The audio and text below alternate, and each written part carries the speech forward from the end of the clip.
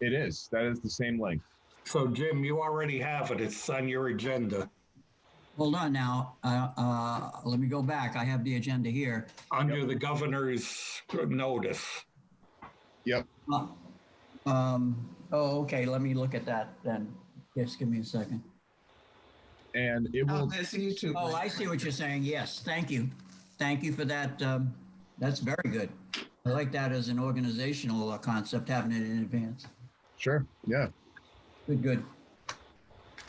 All right. Well, you are all set. So take it away whenever you're ready. I'm going to get rid of my video. All right. And you. Good. Great. Okay, good evening and welcome to the special meeting of the Orange Board of Finance. Today's Monday, January 24th. Call the meeting to order at 7:02. In accordance with Governor Lamont's Executive Order 7B regarding the COVID-19 pandemic, this meeting will be held remotely with no in-person attendance. This meeting will be broadcast live on OGAT Optimum Channel 79, Frontier Channel 6063, and streamed on YouTube and OGAT. I'll start by saying who's with us this evening. On my screen, we have PJ Shanley, Joe Nuzzo, Pat Romano, Jim Leahy, Deb Satonic, Kevin Moffitt, John Cifarelli, and I'm Kevin Houlihan.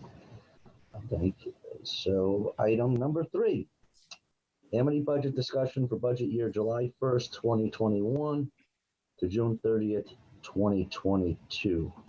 How time flies. There have been discussions with the 3 first selectmen, and they are all in agreement that what's so far been proposed is unacceptable. I don't want to put words into their mouths, but on that side of the aisle, it looks like this year we will have support from a lot more than just our board. It's going to come from all 3 towns, and I cannot speak for the Bethany chairman of the Board of Finance, but I can speak of Matt, the Woodbridge Board of Finance chairman, who I told him where I thought we would come out this evening, and he was in agreement with that. And I know he's communicated that with Beth Heller also. So we'll see what happens in the coming weeks or month. But I just want everybody to be aware there have been conversations, and it seems like we will have the most united front we've had in at least 10 years, maybe 20, regarding this proposed budget increase. So with that, I think, Jim, I'll turn it over to you and the data you put together for this evening. Okay. It should be, let me just get the screen. I'll share my screen. And if you have the slides that I sent out, and I at least was able to get them done maybe a half hour, maybe 40 minutes before tonight. So this should come as no surprise. So you have 4 slides. And then the backup is the material that we've shown before a couple of times, but it was first shown last February when Amity came in and presented their initial budget proposal, superintendent's budget proposal for this current year last February. This slide is simply what they call on the Excel file the net balance. I went through all of the months this afternoon and found in the fiscal year 1920, this comes from the Excel sheets, what they call net balance was. So from the left, you can see it was 218,121 in July, the first month, to the final month in June of 1,950,777. Couple things you notice right away is how much it increases in the last 2 months of the year. You'll notice that the budgets for the next year usually are developed in around January. And this is a hockey stick, commonly called phenomena of a graph. And it has been consistently true at Amity that it's this.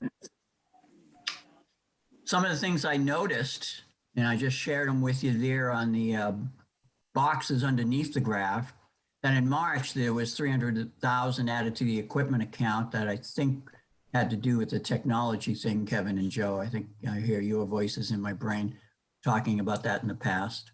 So that would have been in addition. For example, in March, you wouldn't have had 559,000. You would have had 559,000 plus the 300, but they took that out. In April, they moved almost 500,000, 495,482 to the transfer account, if you remember that one. I happen to also notice that in May, they added 161,763. Now, if you remember, last May was when we were already into the COVID situation. And that in June, that this number of 1,950,777 did not include over 1,498,000 in end of year purchases. So I just documented it for us rather than talking about it and going through an Excel file. Now we have a handy slide. Any questions on this one? Okay, the next slide is the actual end of the year purchases. End of the year purchases, in my mind, a couple of bullet points. They were not planned for the fiscal year 1920 budget. There's obviously 10 categories, if I counted them right, totaling 1,498,223. And these amounts, in my mind, are added to get the correct fiscal year 1920 surplus. So what you have here is you have at the end of the year, all right, a bucket of money called a surplus, and decide to spend $1.5 million here on those things. Good, bad, or indifferent, we can talk about it, but that's the fact of the matter. And so to get the true surplus for that particular year, you would be adding this number to that. So I'll go to the next slide. PJ, I'm thinking of you when I created this one. You had the question. What you see on the left-hand side of this slide was the stuff I had showed you last time in the Excel document. It's the same material. So fiscal year was 49,548,000. The surplus, or at least what they call the surplus, was 1,957,777. However, there was an additional spending that was not planned at the beginning of the year, was not part of their budget, and therefore is part of the surplus. So when you subtract those two numbers from the 49,548, you get that number in green there, 46,099. So the surplus from the budget is 3,449,000 even. And the surplus as a percentage of the budget is 6.98. Pretty big number. The second two boxes on the left are depicted on the right. So whichever way you want to look at it, it's trying to compare when you look at budgets, whether it's budget to budget or whether it's actual to budget. So very quickly, if you look budget to budget, the current fiscal year we are in right now, 2021, the budget is 50,784,000. Last year's budget was 49,548,000. The same number is above there in the first box on the left. So the increase is 1,236,000 and a 2.49% increase. When you look, however, in the actual spending from last year, actual spending, to the budget that they are currently operating on, the actual spending of last year was 46,099,307. And the budget for this year is 50,784,509. So you can see the amount of the increase. And, Excel does the math. And you can see that we are currently spending at Amity 10.16% higher than we actually spent yesterday. That's our budget for this current year that we are in.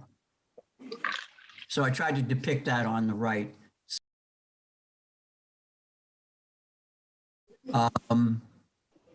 Finally, to kick off the discussion, I would say that, whatever you're feeling about the economy, it would seem to me to be soft. Certainly shutdowns are still possible. We're still hearing it, I think. I am. We have talked. UK closed today. I'm sorry, Kev? Sorry, Jim. The UK and Scotland went on full lockdown today. Full lockdown. Oh, okay. The state revenue, and John, I'm hearing your voice loud and clear on this, and Kevin's mostly, Kevin Houlihan, that you're still uncertain about how much the state revenue support of the town is, right, in the future. And currently, Amity's budget is that 10.18% increase from their actual spending last year. Everybody's got good and just reasons for why they want to be spending, but that's the thing. The historic rate of actual to budget, and this is in the material I'll say is in the back of this presentation that I've shown before, is about 5.54 of actuals to budget over that 10-year period, the V analysis I've done last February, and you guys have seen before. So based on the above, I'm not exactly sure how I didn't get this into a negative number, but I decided to propose the following as a kickoff thing for everybody to talk about. It's not, this is what I'm saying it's got to be. But I'm surprised I didn't say 0 or less. But I propose that the Orange Board of Finance consider supporting a budget no higher than 0.33% budget increase for next fiscal year 21-22. And that's simple as that. And Jim, as we talked about the last meeting, the first selectman did actually ask the superintendent for a budget reduction of up to $2 million. And he has said that they have to take a hard look at all their expense accounts, budget to actual, and before they come in with a budget. Who knows if that'll happen. But if you could go back and maybe my brain's wet, or I'm just not catching something. If we go back to your Amity net balance slide, I think it was the first slide. Yes, sir. When we come up with when you came up, which excellent, thank you for all your hard work, the $3.5 million surplus, are we missing the March 300 and the May once? So should those numbers be added on top of what we end up with the 1.498, since they're not part of that?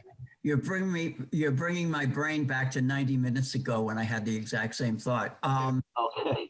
Well. But I was just so, you can get into this data and, and I didn't want to wear you guys out, or me, particularly at the moment. But I would say, this is my best shot at it now. There could be errors within this. All right. I know that the numbers here, I copied and pasted them from the Excel document, so they're not off. I know that at the end of it won't answer your question, Kevin, but I know, for example, one of the things that I might not find comfortable is that in spending from the surplus, over $250,000 was things that were cut from their budget last year to get it down to the 2.49, okay? And then they say, oh, we got a bunch of surplus money, let's just spend a lot of it, which is what they did, but particularly with stuff that they cut out of their budget. I've never worked with any organization or department that couldn't find another reason to spend more money. I mean, that's just business life, organizational life. And I'm worried about restraint here, I'm concerned that when we have to do something about a roof, what's your rationale for why we have to do it about a roof at Amity? The warranty is gone. Wait a minute. Do we all run out and buy new things and upgrade new things in our own life at the moment in time a warranty is out? How about the useful life of an asset? There's a lot of opportunity there. Going back to your specific question though, Kevin, it may well be that some of these should either be additive or perhaps even subtracted. I don't know. I know a lot about this stuff. I track it every month with Joe, but I'm pretty sure this is a good starting point. But there may be more there. So I know the 1.49, we know they spent it. We know the 1.9, because we know what the refund was. So that's a real number. So to me, it's showing the surplus at a 3,449, 6.96, but it's possible that number is really closer to over $4 million if those other numbers get added in. If it is, but let's just say it's a large number, and it's right now it's somewhere in the 3.5s. Yeah. I think a more significant issue is this: 4 years from now, if someone looks back at the Amity records, the way they document this, they will tell you that their surplus in this year was 1.950777. I'll guarantee you that's how they do it. Okay, and we know that if you're looking at a surplus, which is a true surplus, what is the amount of money left over from what you asked to get to run this operation called Amity School System, and what you actually spent from what you asked? Not that you happen to have, $5 left over and you decide to spend 2 more. All right, that's different. It's because the issue is how is the budgeting process, right? And when you go to the further slides, and you guys have seen them before, and they're in this presentation, I have used the equivalent of the 1950777, that end of the year number, because that's what they gave me in that particular year. I know I could go back in each year and track it down, probably spend 3 or 4 hours in each year and figure it out. But what they track as the surplus in that year is the 1.950777 number. And if they happen to have spent money, such as they did over here in this year, okay, of almost $1.5 million, 1.498, that from a historical perspective, that kind of disappears in time, over time. And I'll show you exactly what I'm talking about here. This one here. When you see the budget and the surplus, which you've seen before, from which I created the slides last February, okay? You've already all seen them. If you want me to go any particular one, we can. I don't think we have to do it tonight. But that surplus number there is the number that represents what they say at the end of the year. That's why when you get all the year, it's only 300, 400,000 of surplus in December and January and that kind of thing. All right, which we see exactly here, right? It's all low. Oh, we don't have a lot of fluff in our budget, and we need 2.49%. We need this percent. We need this percent. And then all of a sudden, by the end of the year, after the budget's already been passed, actually, we had 2 or 3.5 million in surplus. And all the while, we've been telling the story how, I don't know, we really need this percent. It's a problem. I agree. And I know they have contractual obligations, but I also, not having seen their full budget, it's piecemeal in different parts on their website. But even in the situation we're in, they are adding things. So just like last year, and I don't think anybody should be doing that right now until we know where we're going to come out.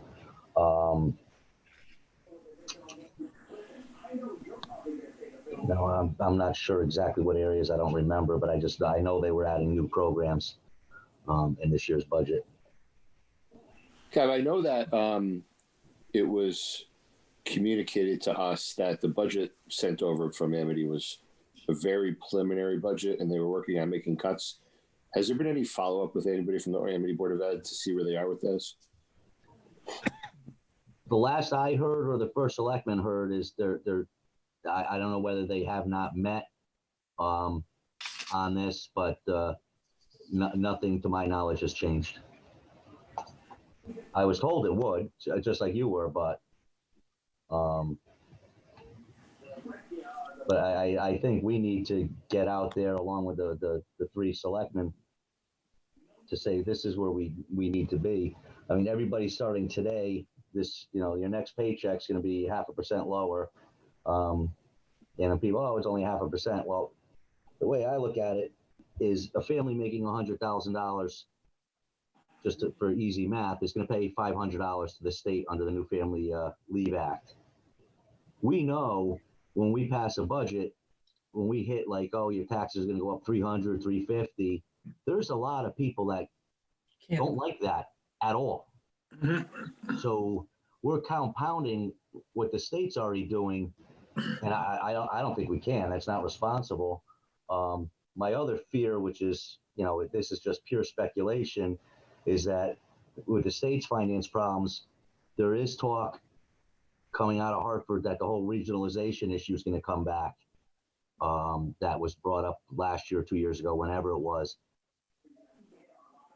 I don't see that personally going, being mandated to like a community like ours. But I do see if we don't opt into it, we're out of the ECS program. There has to be a way that they pull that off to where it saves them money. But again, that's speculation. The pension could come back on the teacher side. We don't know that.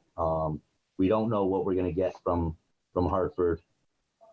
They're hurting just like everybody else. So I go back to our last meeting, even coming in and putting a document out there that said 7.07% initial increase knocked down to 5.39 is you're starting off in the absolute wrong place to begin with. And as Jim just shows, the dollar increase, $4.6 million of what was actually, I'd go along with our first selectman, and there actually should be a cut, but we know that's not going to happen. But I think, like I said, the last meeting, I personally am between 0 and 1 at the most, and I don't know what everybody else's thoughts are. I do like Jim's analysis too. So I'll put it out there, PJ and Kevin, Joe. I've got one question before we go there. When this whole COVID thing started up, and the initial numbers were coming out from the state about the state unemployment rates, and they started going around town by town. I think, and like I said, the numbers that we've dealt with so many numbers, that the unemployment rate, I believe in Orange, was somewhere between 6 and 8%. Mm-hmm.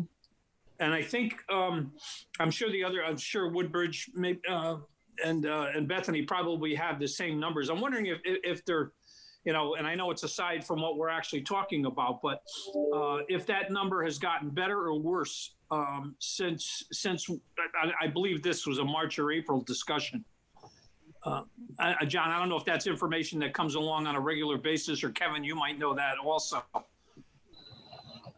Honestly, we were following it very closely with the state DOL's website. I have not done that lately.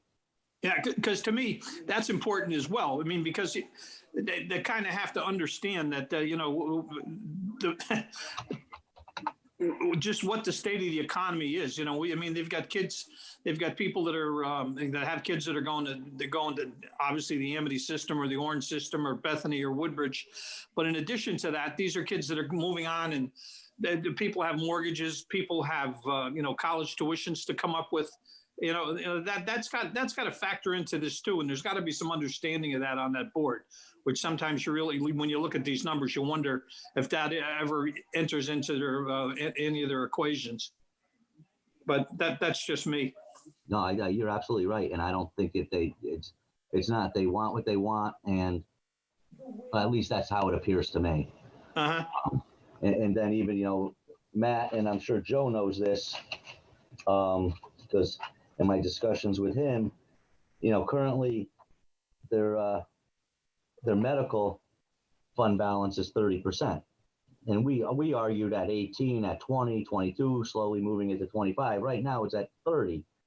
So what savings can they have this year? Because if they don't lower what they're putting in there, granted, it's a different situation going forward, but you have 30, you have room to save some money for the taxpayers right now. We've done it in orange.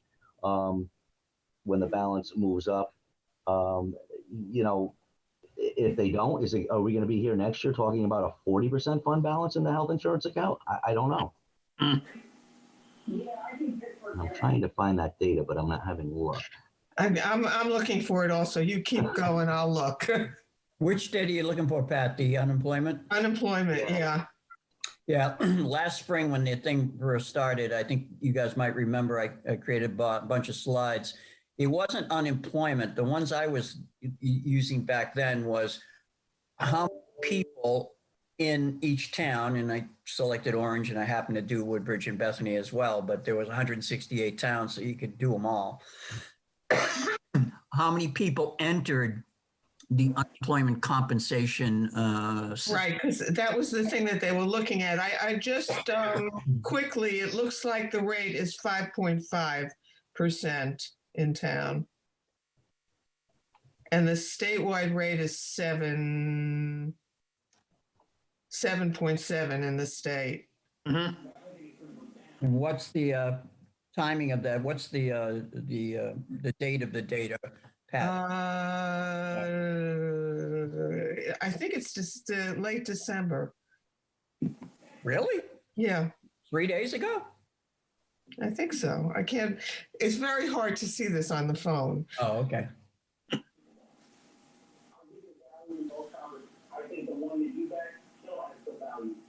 It's the end, I'm sorry, it's the end of November. Okay. That makes sense. Yeah. And then the thing there too, not that myself, Jim, PJ, Kevin, not we, frequent, the local taverns, well, we can't now, but because of the restaurant pretty much being at minimal capacity and everything else, we do have people that are underemployed because I have clients that used to moonlight. I mean, we all know people that do that and they can't because those Right. jobs are gone right now. Yeah, So and that's there are people who dropped out of the labor market completely. A lot of people with kids at home. Yes. Pretty clear the economy is soft. I mean, Yeah. We're giving 3 months extension to pay your taxes. I don't know. I've lived in Orange since '83. This is the first year I've ever heard of that. Well, thanks to John's information, I actually paid my taxes today. It's not showing up on my screen, I guess. Online, I didn't realize until John told me that there's now, you could use an e-check instead of a credit card to pay directly, and it's only a $2 convenience fee. So that to me, the way the mail's been, I don't want to risk it. So I paid the $2 and paid online today. It was great. Took about 45 seconds. So I'm not sure, we'll see how collections go towards the end of the month. Obviously, it's very early, but.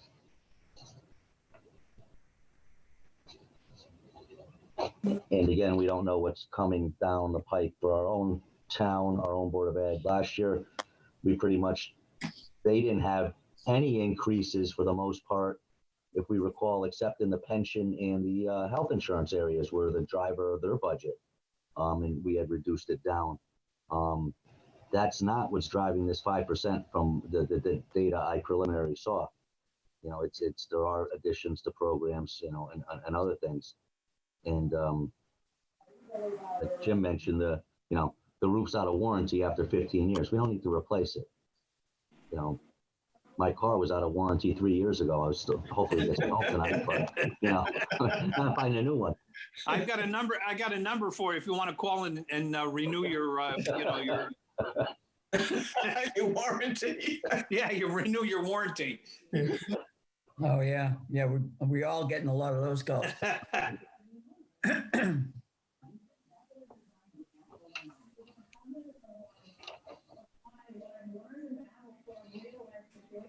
EJ, Joe, Pat, anybody else? I think the big question, Go ahead, Pat. Go ahead. How about if we look at this a little bit differently? And how about if we start with the number that they spent last year without the surplus and without the addition and give them 1% over that? Oops, I'm going the wrong way, Pat, sorry. That would be a good idea, Pat, but they won't agree to that. Oh, of course not. They're not That'd be going a to great agree idea. to They're not going to anything agree to that we say, anything. but I mean, We need to set the tone this year. basically, if you look at what they're looking at what they asked for. I know this is all on that slide with another 5%. If we want to look at what they spent with another X percent, then I could see adding 1% or 2%. This would be easy to calculate. I'll just do it roughly in my head. You can follow along, but you could see that 1% is 460,000, basically Right. 161,000, right? Mhm. 5%, therefore, or you can just do, 10%, would be 4.6 million. So 5% would be 2.3 million. 2.3 million on top of 46.0 million, all right, gets you 48.3. So if you want a number that's, grenades close, that 48.3 would be about 2.5 million what they're doing this year. Yeah. And that's the size of that's the magnitude of what we have, of the problem you have at Amity right now. All right. There is an attitude, and it's very common in organizations. It's certainly common in public organizations. You assume everything you have now, it has to be the same. And then what do you want to add to that? Add to it, yeah. Okay. I mean, there's no sense of, to use Calvin Coolidge's word, since I just finished a book on him, economy. Mm-hmm. And in that approach in the private sector is unheard of. One other question. Do we have any idea, Joe, what the census is in the schools? Has it gone down? Well, here's The enrollment, that's the word I'm looking for. the students. Yeah, the student enrollment's been down a little bit as we've seen. And here it is there. Pat, It affected our budgets. I think our town budget would, if it stayed the same for Amity, I think it'd go down 200,000 in the new year. Right. No, I less thinking about that and more thinking about per pupil expenditures. Yeah, They that's have something right here, Pat. 100 fewer pupils. There should be a savings in that as well. The thing that I hear is that people are actually pulling their kids out and doing real homeschooling rather than this hybrid sort of thing. So I'm assuming that's true in this community as well. And what we don't know, because we're not at their meetings, is what programs, that might only be used by a handful of students, should they be looking at and that's not our job to tell them, but Right. That they need to, what's necessary right now, because that's the situation we're in. Can't offer everything to everybody. I mean, we see that on the town side. We see that on the personal side. Oh, absolutely.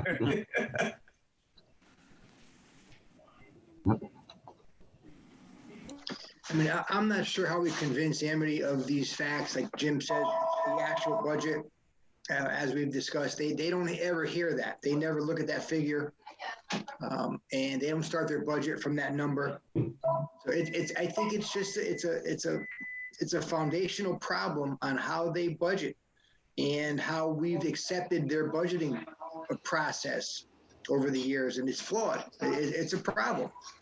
So I'm not sure. We just have to convince everyone here, first selectmen, the Amity board, that this is the right way to do this, guys. And there's something wrong here when you're having $2, $3, $4 million surpluses year after year. There's a problem. Well, So the message is not being. We're not getting the message across to anybody. Well, and this year, for the first time, we have all 3 first selectmen on board. We've never had that. That has That has never happened in my 22 years. There's always been one town, oh, it's okay because Orange's percentage went up, or this, you know, it's not going to hurt us as much if they get this kind of increase. This year, we're 3 for 3 on first selectmen, and I believe we're 3 for 3 on the boards of finances. I know it's us and Woodbridge are in agreement. I like I said, I have not spoken to Mr. Grabowski in Bethany, but I get the feeling he is on the same page, but I can't, that's not definitive. That's never happened where the first selectmen are going to join together and send a request to not only the administration, but to every individual board member, because the responsibility of the board is to the town residents and the taxpayers, not to the school. I mean, it is to the school, obviously, it's Amity, but you know, they have to represent everyone else too, and not just say yes to the superintendent. Another point, Kev, that I have in company is they're so afraid to have to come back to the towns to ask for more money. So maybe we should put that out there and say, guys, why don't we do a budget, just say at 0 or less. And if you need to ask us for more money, which would be highly unlikely based on the recent surpluses, I know we have the cushion of cash. Do Woodbridge and Bethany have a cushion of cash in case Amity fell short? We have to find the money somehow, some way. I'd rather almost do that, but I don't know if they'll do that. I But believe something that has to change. I believe that has to go to referendum, Joe. If there's a deficit, Shortfall. yeah, the 3 towns would have to vote to give them the money. I'm sure we would not leave them high and dry, but nonetheless, it's an extra Right. step. Yeah. If I could, Joe, let's look at the data, okay? Here's your data. Orange, again, we don't have the last 2 years, but we already know what the last year was in 1920, right? The orange bars are the amount of surplus that year. We are not just scraping by. I hear the argument too, Joe, and I've been there with you. All right. But it's an argument without backup data to say it's really happened. Is it a talking point? Is it maybe something that someone's really concerned about over and above a talking point? Yeah. But regardless, you haven't come close. Nor on an actual basis or on a percentage basis. You know, the average surplus has been over $1.4 million. Okay. They have a contingency of $150,000 every year.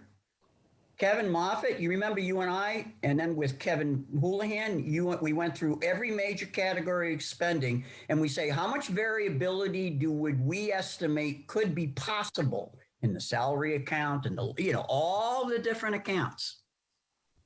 And we come up, Kevin, remember you and I sat and went through it? The variability is very small. The variability is very small.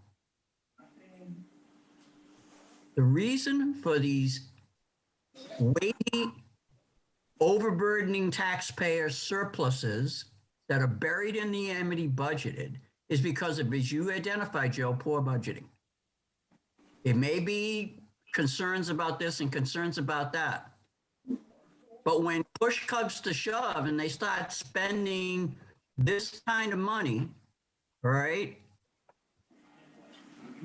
When a $3.5 million surplus based on an expanded budget, and they're spending it on things that they just took out of next year's budget in some form of wish list, maybe some of it's good and just, but it's been going like this for a long time.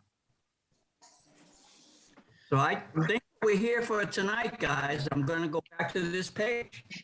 What we're here for tonight is recommending as a group, if we can come to a total agreement, what that percentage budget increase is that we would support. We do this every year.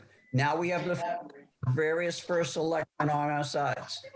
I see Other Jim, towns may come up with a different number, Bethany, Woodbridge. But our you have task, you have 0.33 there, Jim. I would try to set a precedent and say, you know what, go to 0%. Let's be bold. Say we want it to be a 0% budget, and these are the reasons why. 0.33 to 0 is not that much money. I would take a bolder stand here, because if we don't take a tough stand this time around, and these are tough times, they haven't heard us before, they haven't listened. You know, we haven't had the support of the three towns together. I would support a 0% increase. okay, so Take a bold stand. we have two items on the table then now. We have this one and we have 0. I'll be happy to type it in, but let's hear from everybody else. Well, I think if the selectman is asking for a cut, I don't think that we as a board can too much undercut him by asking for an increase. I think it should come in at least at 0, if not with a cut. Okay. That's Joe and Pat. I'm going to stick with what I said last week, which is a 1%, no more than 1% increase, with 100% of any surplus, by Jim's definition, not the amount that is left after spending discretionarily. 100% of the surplus returned to the town, and that money, our portion, be put into the next year's budget, not into the reserve fund.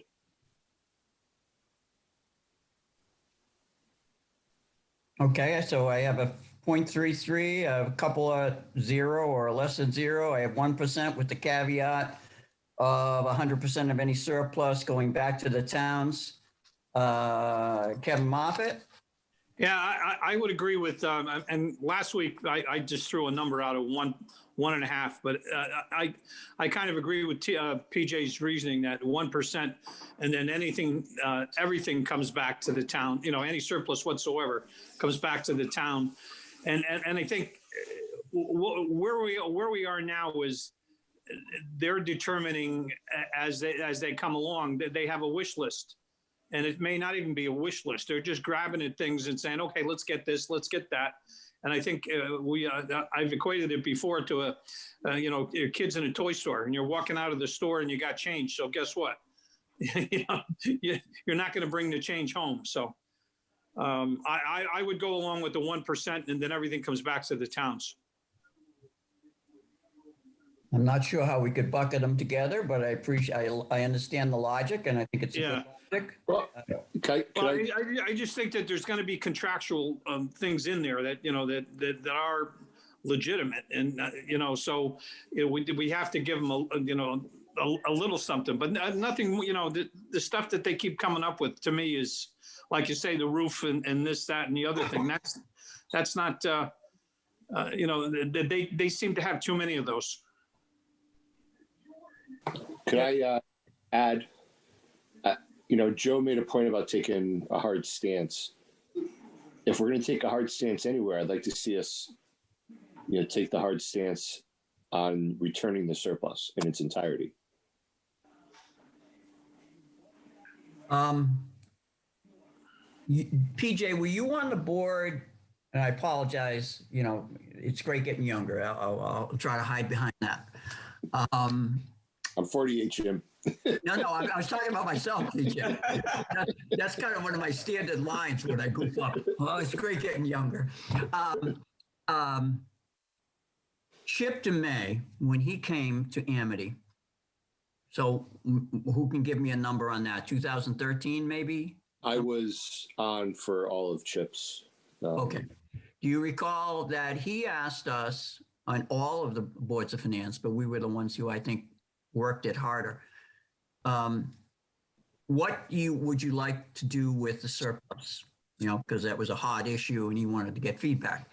And so I sent out questionnaires to all of 6 of you. I compiled them. I presented the data back at one of our meetings.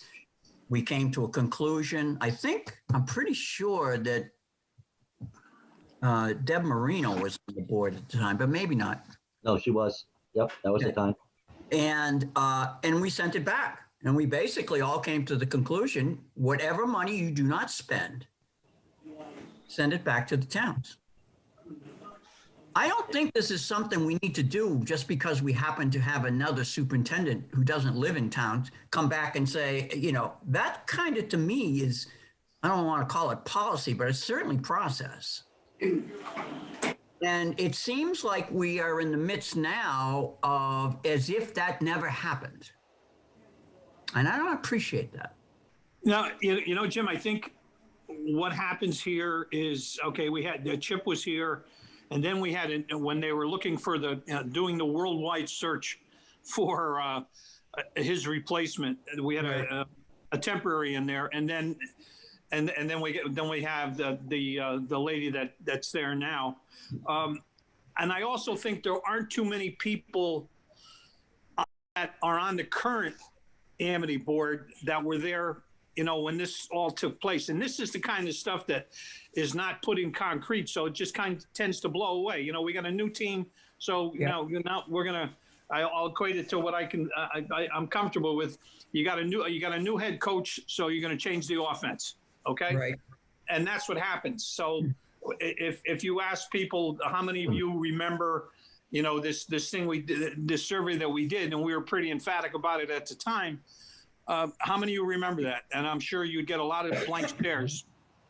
But again, that's just. I see what you're saying, but it's going to be new news to a lot of people. Okay. So there's maybe an education or communication process needed. Kevin, not as a member of the Kevin Houlihan, not as a member as chairman, but as a member of the committee. We have asked everybody for their thoughts on the budget increase that they're thinking about, and everybody's weighed in. Now we need you to. Well, as weak as this is going to sound, I agree with everybody. Everybody has good points. To me, I say let's meet in the middle at 0.5%. My concern is, and I don't have a crystal ball, but we have, Jim has on that slide over 10 years worth of data, and we've all been here. Chairman Blake years ago came to us and said, if we don't give them more money, our house values are going to drop. And I think that year was one of the $1.9 million surplus years and whatnot. And my other fear is like this year, $1.5 million was spent, 500 put into a capital account, 498, whatever, close enough. They have complete control once they have the money. I don't trust them to give it back. If it's, this year it was so big, 3.5 million, possibly 4 million. They had to give something back because otherwise, that would have just been catastrophic for them not to do that. But if it's 800,000, it's going to be put somewhere else. It's going to go to a capital. It's not going to come back to us because we can tell them we want it back. It's not going to come back, in my opinion. The track record's terrible on all of that. Obviously we've been getting surplus refunds for the past few years, but they've been picking and choosing and spending on other things. And I have to mention it for Kevin and myself, the old black box theater of way back when, that the townspeople didn't vote on the budget, and then they did it. So I'd rather lower the one closer to Jim's 0.33 or at 0.5% and go from there. But again, I think when we spoke last week and we talked about 0 to 1% and nothing, no more than that would we support. Obviously, we are there because nobody's saying 1.5 or 2 or 3%.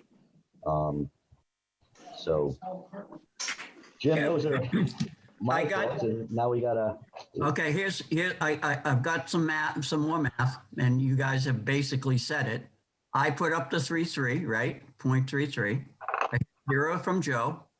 I had at best a 0 from Pat. So Pat, with all due respect, let me leave you at 0 and not the potential negatives that I too am sensitive to. I have the 1 from PJ with the caveat. I have the 1% with the caveat from Kevin Moffett. If you add those 5 up, 0.33, couple zeros, couple ones, you get 2.33. You divide by 5, you get 0.46. Kevin Houlihan kind of weighs in at 0.5%. I think that we should, whatever the caveat is in terms of budget increase, we add in the analysis we've done before, but PJ was the first to tag it onto this request, put that in as well. And one model of the universe is we could come up with either a 0.5 or 0.49 or whatever, however you want to advertise the graphic, percent increase, and also put in the caveat about sending all of the surplus as calculated back to the town.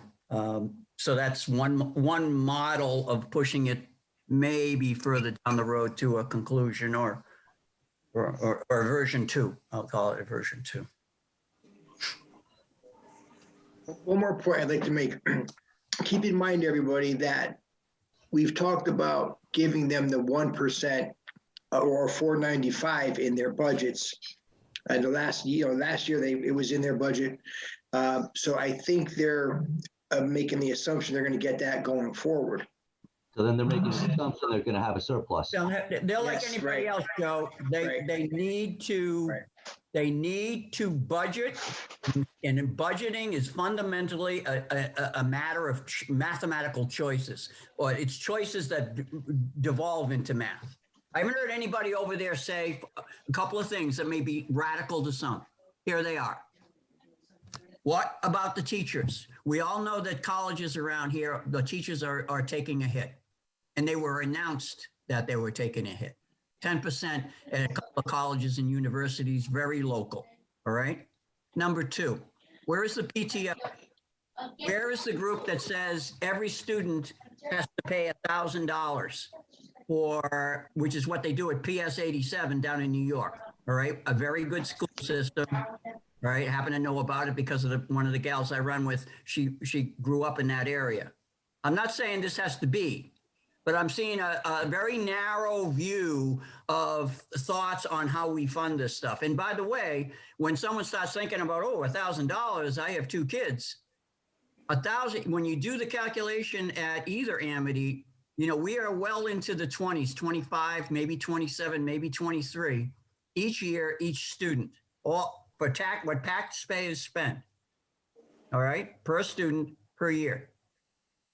So when you think about 12 years, you're well over $250,000, $300,000. So, there's other ways we could start to be thinking about these things beyond saying that every taxpayer has to do that. I'm not saying I'm for it or anyway, but I do know they do it in other locations. And there's other ways to think about funding and how to look at the need for cuts or for need for achieving a budget. It helps when you then say, well, do we really need a roof because of a warranty went out? And Jim, to that, back in 2007-8 budget year with the financial crisis, and I don't want to go there in the town again, but the Orange Board of Education salaries were frozen. The town, they were frozen. The town was given furlough days to reduce that budget. And I still think this is worse where we're in now, and that's not being talked about. And I'm sure they've had retirements and they're going to be salary savings because nationally, I think they said, it's only in the 70% range, 70, 75 of teachers there's still a large percentage that have either retired and they can't find replacements or aren't going to go back. They're not going back into the classrooms right now. And I know locally we're in a hybrid and whatnot, but that there's ways they could find it. And also the other side is this is meant for us to take a stand and we always do. It just doesn't go. This is going to be a harder stand because we have the support of all three towns. Now, I think we're probably the best board the town of Orange has ever had, and we're all reasonable people. If Dr. Byers comes to the budget hearing the end of January and says, we tried to do this, but this is what happened, and it's a special ed situation, or it's this, document why it's not, 0 or 0.5 or 1%, whatever the number is. If it's above that, show us specifically why. Not just, oh, this might, or we have this over here. Because I think the problem going way back when was, to Joe's point about, it would have to go to a referendum if they were ever short, if they didn't make the cuts by year end, like, you would think it would happen if you knew you were going to be short in March, you adjust before it's too late. But they would have to go to a referendum. And I think they got in the habit somewhere along the line, after we had the 18 or 19 budget referendums denied, that there's something built into like every line item. There's not a contingency just in one or two places. It's everywhere. And that's how you come up with $3.5 million in a surplus. It's not just one place. No. Just write down here, team, what I thought. I'm just documenting what I thought I heard. Yeah, tonight's discussion, 0.330. Whoops, Pat, violation on me. I gave you a closed parentheses %. At most. It's just my smile. All good, Pat. And then Kevin and PJ, and then Kevin, I put you down for 0.5 and the average is 0.47. I'm not saying therefore that's the number. I'm just giving you the data. Okay, team? As we're having this discussion, I keep thinking about a word that I just don't hear, and that's savings. We talked about it last year at the end of the school year. We're kind of dancing around it now, but I really think that we need to ask them where and how they can identify savings, not just adding on to every budget item, but where in budget items, because of changes, enrollment, technology, whatever, that would affect savings rather than just additions. Pat, one thing they do is in the monthly Word document that comes out with the Excel document. Yeah. There's a sheet in there that identifies some savings they've done. I initiated by Jack. Matter of fact, I remember saying, wouldn't it be a great idea to calculate this back in like 2007, because I would be hearing things, so they do a bunch of that. And how much of that enters into the budget process, though? I do not know the number, but I think the budget, even if it entered it, if you're coming out with numbers that we've been discussing and have seen in the past. See, the budget process every year comes like this, whether it's 7% and 5.9 or whatever, it gets down to over here, okay? And the unbelievablest thing there is out there is no matter how many times you start with the 7%, the 5%, the 3 to 2.6, oh, we can't cut it at all, we still end up with this gargantuan surplus. And it's systemic.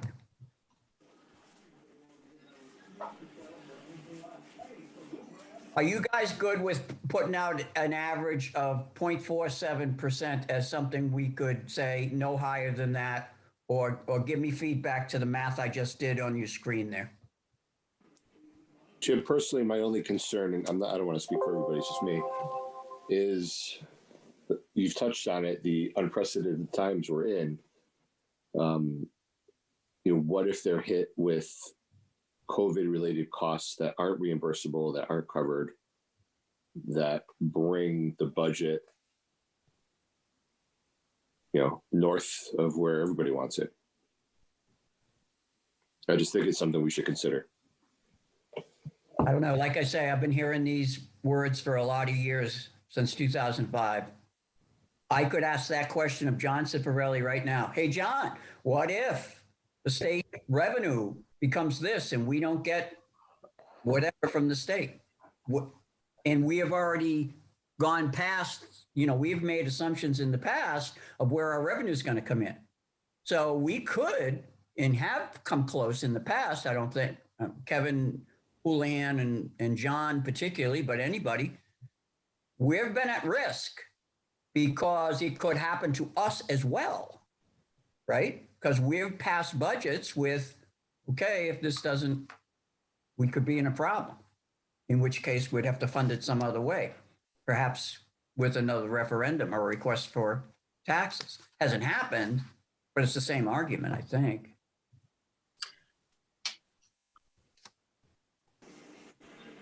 I'm muted. We also have to recognize that this is a negotiation, and we don't need to start out where we intend to end up, just as they're not starting out where they intend to end up. So I'm, even though we're on screen, I'm reluctant to give too much at this point in time, because if we say 1%, it'll be 3%. If we say 0%, it'll be 2%. If we say -1%, it'll be 1%. So I think we have to understand that this is not the end point. This is our beginning point. Pat, I'm not sure I follow that, but that's not what we're doing here. What we're doing here is what we've done every year, is say, here's what we expect. We're just doing it a month early, really. And you get down to there, we'll support your efforts. It isn't, you get halfway there and then, oh, we were just kidding back on January 4th. That's not what we're doing here. But at least as I recall, and again, I'm getting younger also, Jim, as I recall, we've given them a number, and I don't recall them ever coming to our number. It's always been more. Absolutely. And that's why I'm saying if we start at whatever, it's going to be more than whatever plus 1. So if we start at 1, we should figure it's going to end up as 1 plus 1. If we start at 0, it'll be 0 plus 1. Or 2. I mean, but if we start high, they will never come in lower. That's my only position on this. Well, I think we got a couple of things that are in our favor and then not. We need the governor. Hopefully we can have a referendum in May, and this is not done by a vote of their board again, like last year. Because if that happens again, but there is going to be a public, whether you call it public relations or just public information, again, it's unprecedented. We have the 3 first selectmen are against this. Mm-hmm. That's never happened. There's going to be all 3 towns supporting a much reduced number. I don't know where that's going to land. Like I said, the chairman of Woodbridge agrees with 0 to 1%. Whether the first selectman there is at that point, I don't know, but I know all 3 are absolutely opposed to the current budget that's been so far proposed. We've never had that. We've never had the support. I don't know if we've ever had the support of anybody. Jim, you were up there for a long time, and Joe, you've been there for a long time. It seems like many years, and I remember one year, Kevin, myself, and Jim went up and spoke, and no other town people, nobody from Bethany or Woodbridge was there speaking against that particular budget because it was too high. Probably had a $1.6 million surplus. We've pushed this alone, and if we hadn't, that 50 million would have been 58 million by now, because they just would have had these larger increases. So thankfully, some good has come. It's never come down to the number, but it's come down a lot from where they used to start. This is different. We've never had all three towns on the same page. No. So I think they've been arrogant in the past because they've had the votes, or they knew, these guys, that's just Orange talking. They don't have that this year. They have 3 first selectmen and what I believe will be 3 boards of finance. Right now, it's definitely 2 out of 3 that are opposed to these type of increases with with the surpluses they've been running in this environment. That's the key. Even if it was a good economy, this budget should be nowhere near where they're proposing right now. Based on the surpluses and everything else. So. What I have been doing in the past, and again, this goes, over a decade back, in light of what Kevin Houlihan just mentioned.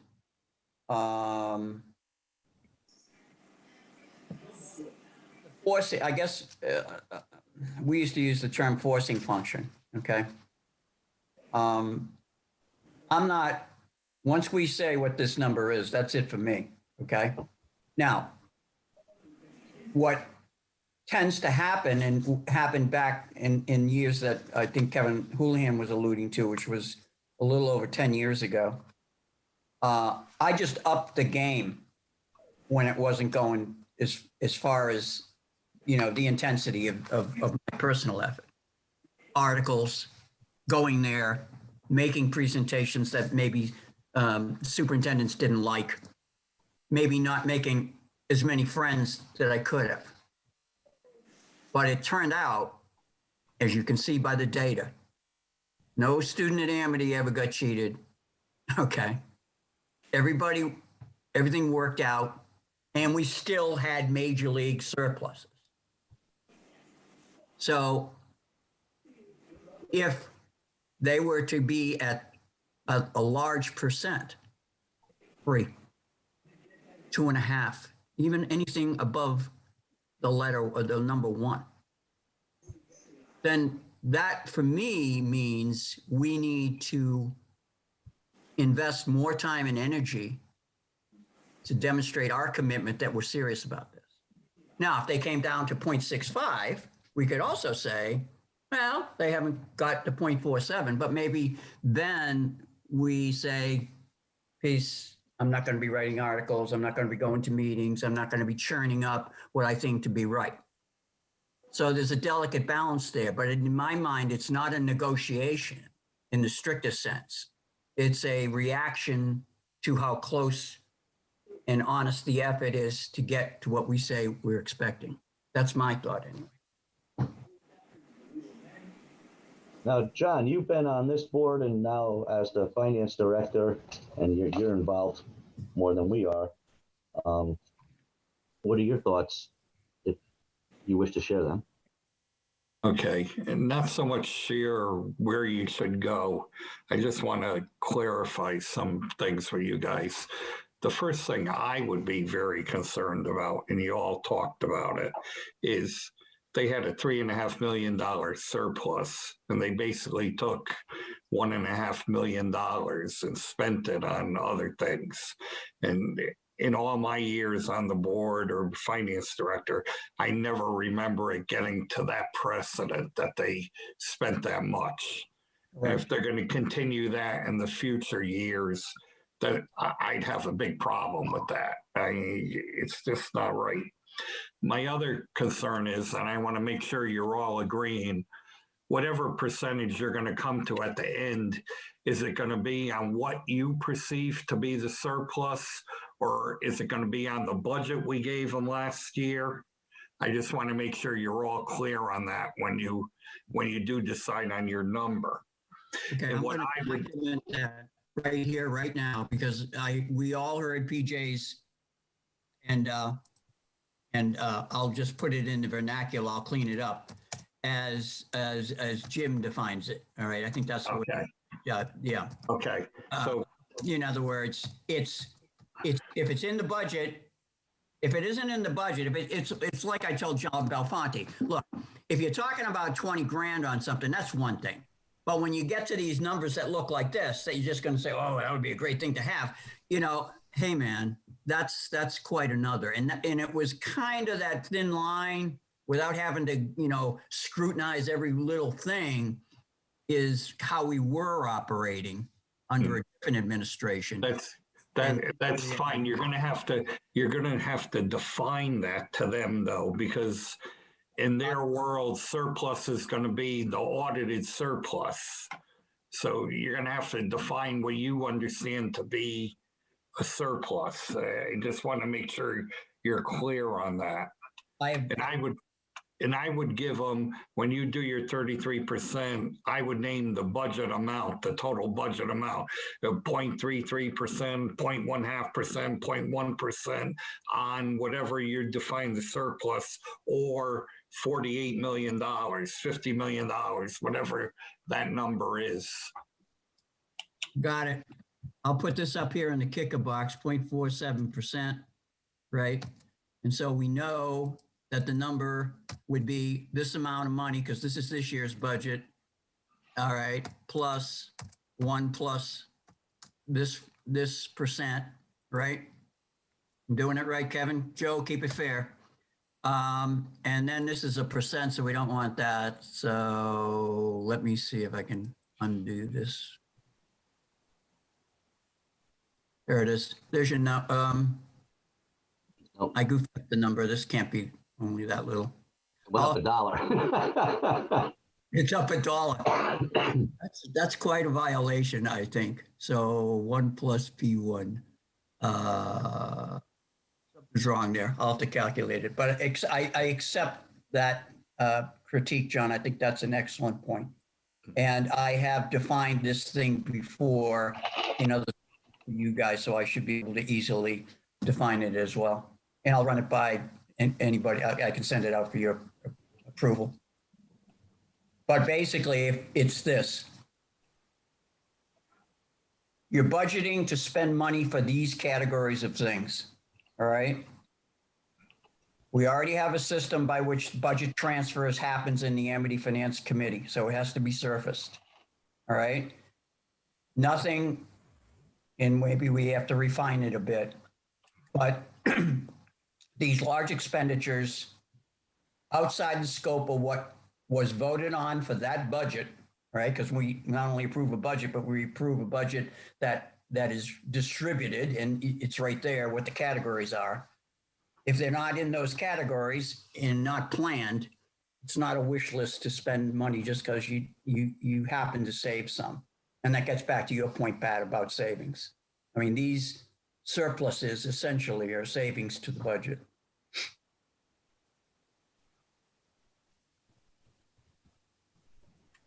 So trying to get people to say yay, nay, or anything, and I'd be happy to edit anything. I am seeing that the average of the 6 items that was discussed today, I'm not saying we have to approve that, but it would average to about 0.47. I kind of like a specific number rather than 0.5% or something like that. I do like the idea of we would support a budget no larger than, to use your point, John, right? 50 million, whatever it turns out to be. And we agreed to the support with the caveat of all surpluses return to the town.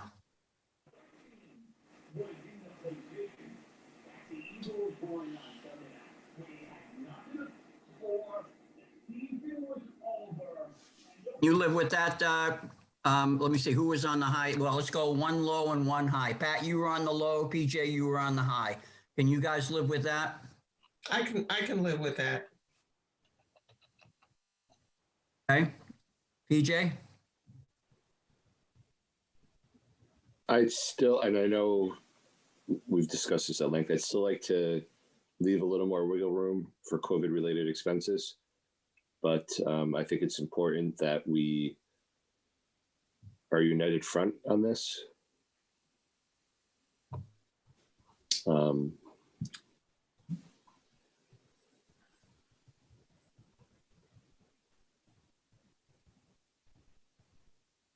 Now, on the COVID side, Are we talking staffing, or are we talking like PPE and stuff of that nature? I think all the above. I mean, there could be a huge increase in substitute teacher expenses. I mean, I feel like we don't have all the information to make this decision right now, but I know that Dr. Byers is coming in January, right? Yeah. Yeah. The January meeting. 3 After weeks. Yeah. the financing, they'll have voted on their budget by the time she comes in, which is kind of crazy, but that's what'll happen. I don't think they'll have voted it, Kev, no? Well, the Board of Ed will approve it for her to come visit the towns, and then, they go back and they might tweak some things after that before they present it to the townspeople, but,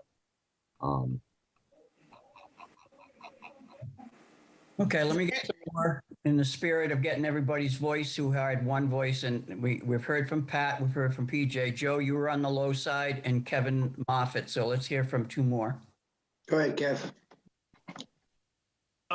Yeah, I can live with the 0.47. I mean, I was, I think I was at 1%, but because as Pat said, this is a starting point. We all know it's going to go more than likely. It's going to come in a little higher, but I think that we've got to start somewhere. And I think that's a reasonable amount. It's under 1%.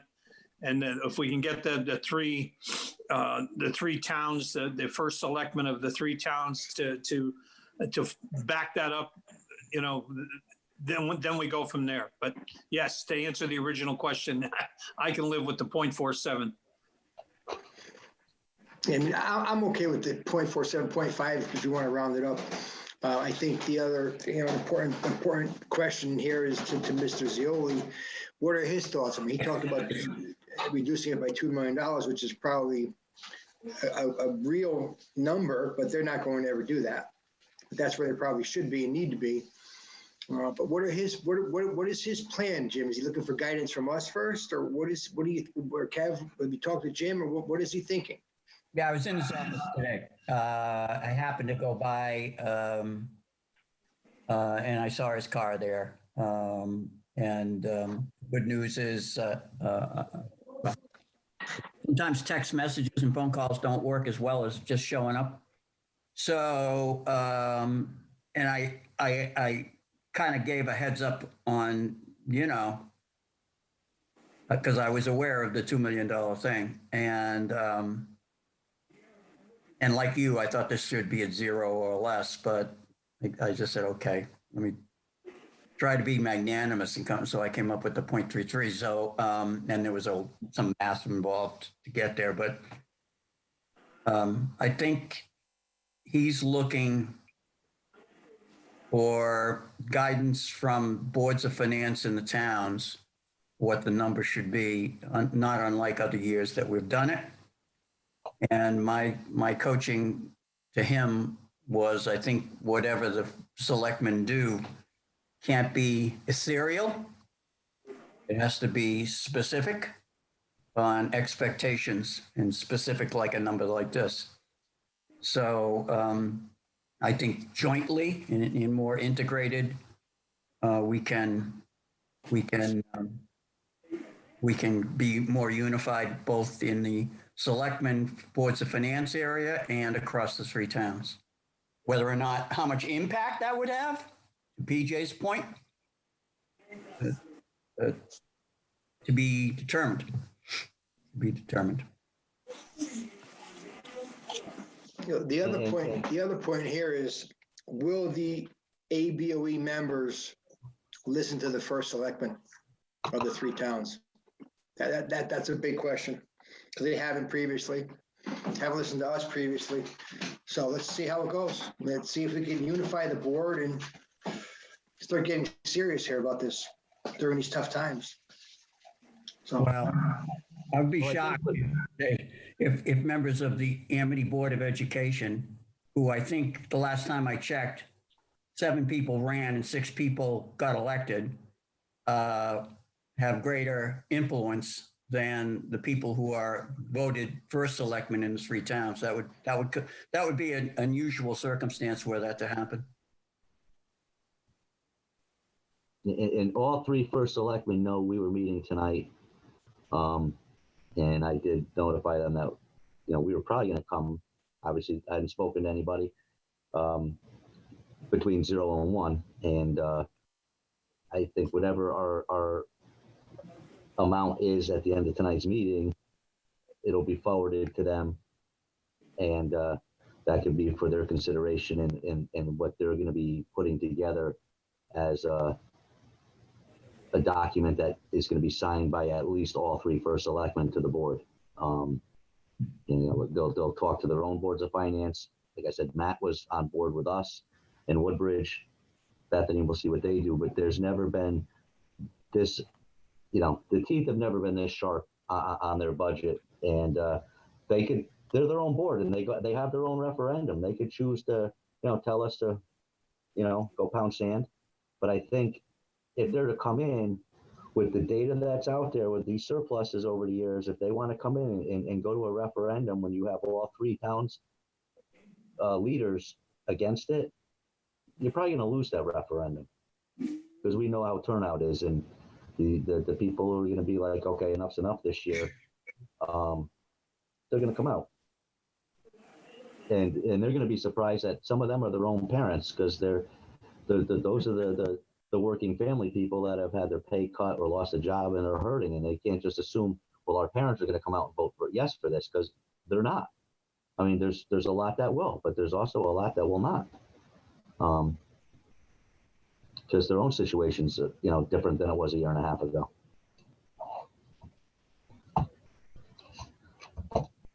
So in summary, where are we?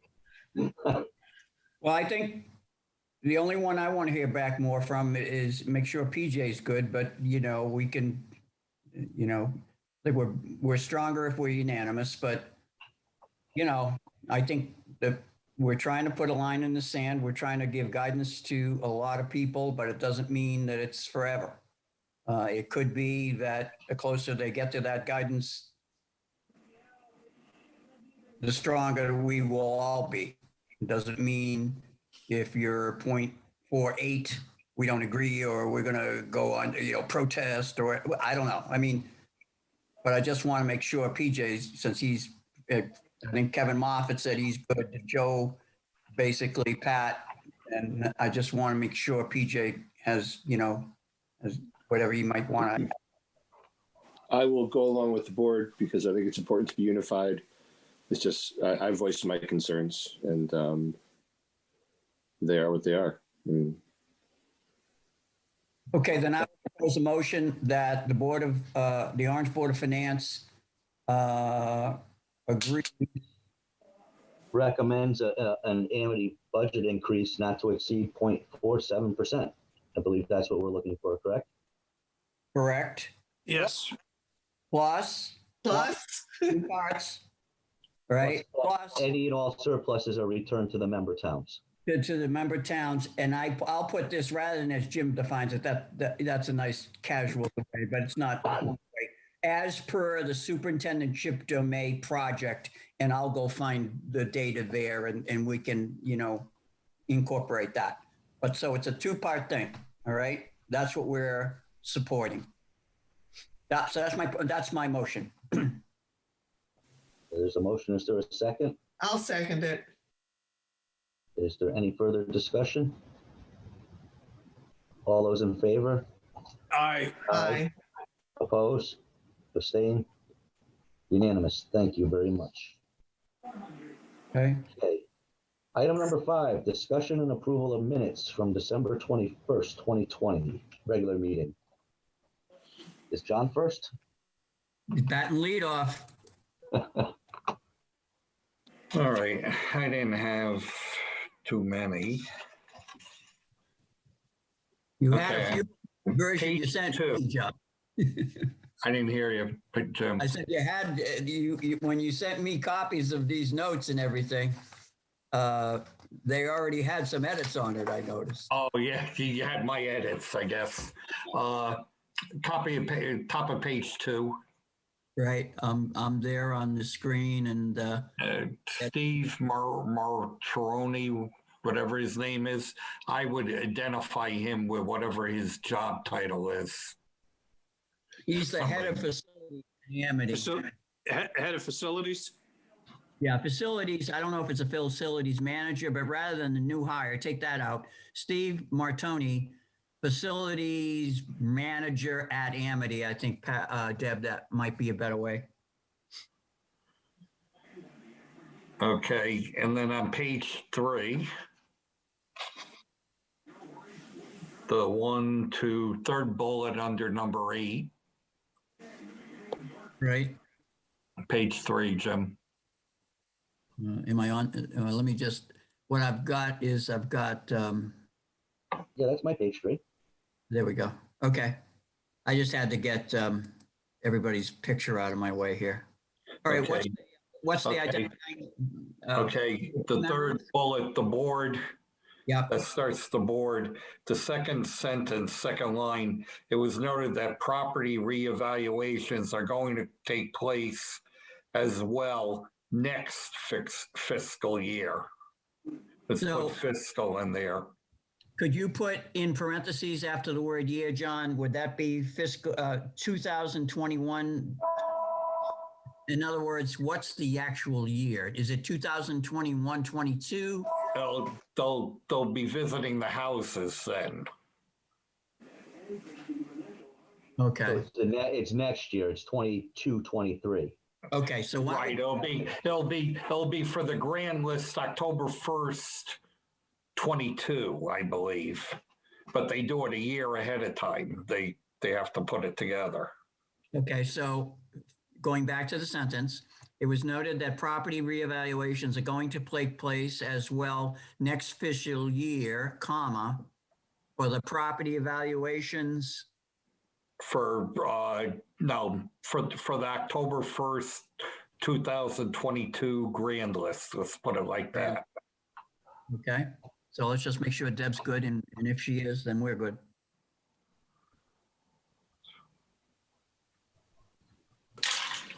Okay. Okay, and then in the same bullet at the bottom there, it says surplus being defined as any money. I think that should say expenses that are not budgeted. You're really talking about expenses there. Correct. Correct. And right above it, just to the 21, 22 budget instead of the 21, 20. Yeah, that one. Good catch, Kev, right there. Yeah. Good. While we're on that paragraph. Yeah. That's all I had. Okay. I got a couple things. Jim, before you go, before I forget, can I just say one thing? Absolutely. I thought we had discussed, and I don't remember what we called it exactly, a running tally type thing at the bottom of the minutes. And I thought we had one from last meeting that we were going to carry Now forward. we're gonna do that going forward. It's not the minutes, it's on the agenda. We're gonna put that on. Okay. Oh, okay. Okay, so we didn't do it this time, John. Is that correct? Because it's a special meeting. I just, Right. We didn't want to add things to the agenda. I'm hearing a lot of technicalities here. We could give you some more if you like them. okay, I am concerned because this is a topic that I surfaced last time, and I think we've seen a little bit slip through the cracks. So I've said maybe it could be an appendix. That's the end of the meeting. I don't care necessarily. I'm not hard over, but I'm very hard over not keeping track. And that's what I'm seeing here. We have two things that we said we were going to be doing as next steps, maybe three. Review of the storm account, which I think is in the notes. Meeting with the pension board. And that we have said that we're going to do it next spring is a nice idea. But I want it to be on next steps somewhere that we get all the time so that we're not losing these things, because that's, What's going to happen, the new agenda, we're going to have old business, and all those items are going to be under old business, and you take them up that night or you don't take them up that night. so that will be going forward. Going forward, we're starting with the January agenda. All right, I'm in.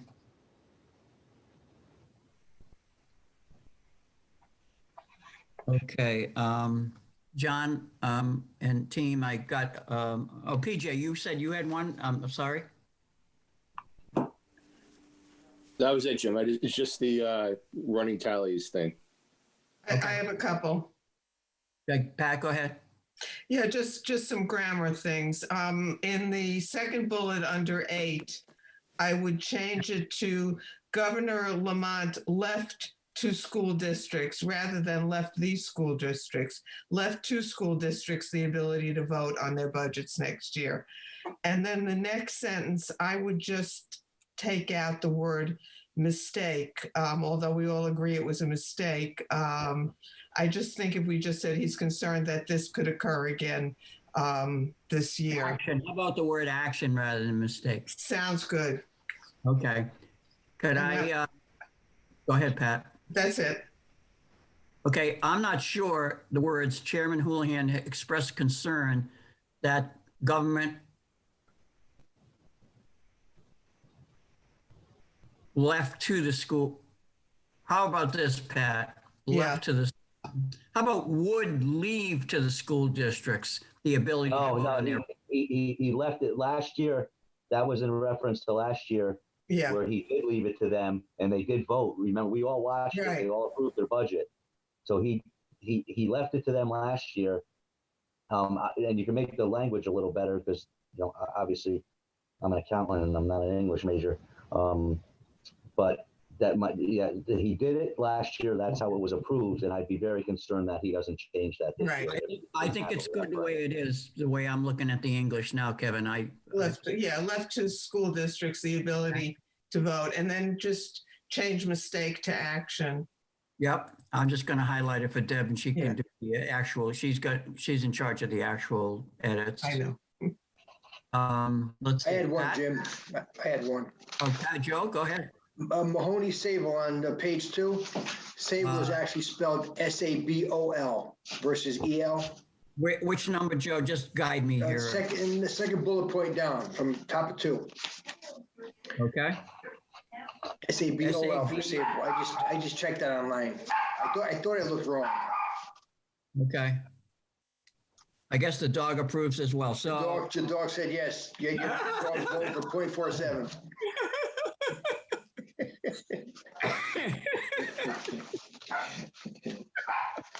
The dog wanted 0, but 4.47. Very strong, Joe. Very strong. Anybody else? I got one here on page 3, I think. Let's see if I can actually. Okay, it's the first bullet and the last sentence. Okay. In the last 10 years, the Amity budget surplus has been greater than the budget. I would put, Deb, in here, amount requested for each budget year. So let me put it in. You guys can see if this makes sense or whether it's clearer, but that's what I'm thinking. The budget increase request. Budget increase, yeah. Increase here? Yeah. I think so. Yeah. Okay. I think that's clearer, and that's all I got.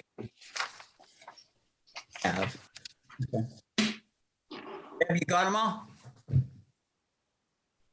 Going once? Yes, I've got them. All right, good. Thank you.